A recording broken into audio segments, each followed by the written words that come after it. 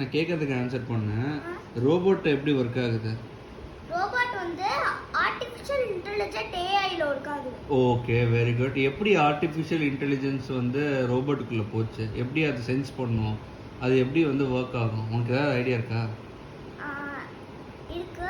சொல்லு. ஆக்சுவலா எப்படி வந்து அது இது பண்ணும் ஒர்க் பண்ணுனா அது வந்து என்ன பண்ணுனா அதுக்கு எப்படி ஒர்க் பண்ணுனா பேட்டரிஸ்ல மேட் ஓகே, பேட்டரிஸ்னா ஓகே வெரி குட். பேட்டரி இருந்தா தான் வந்து ரோபோட்டிக் பவர் ஆமா, இருக்கும். பேட்டரிஸ் இருந்தா தான் ரோபோட்டிக் பவர்.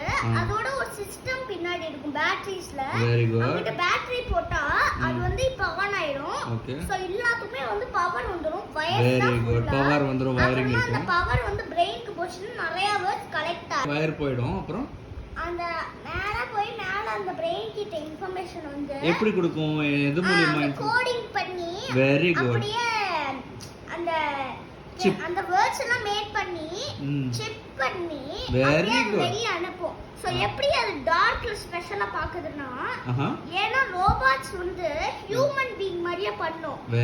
ஆனா ஹியூமன் வந்து எலக்ட்ரிக் கிடையாது.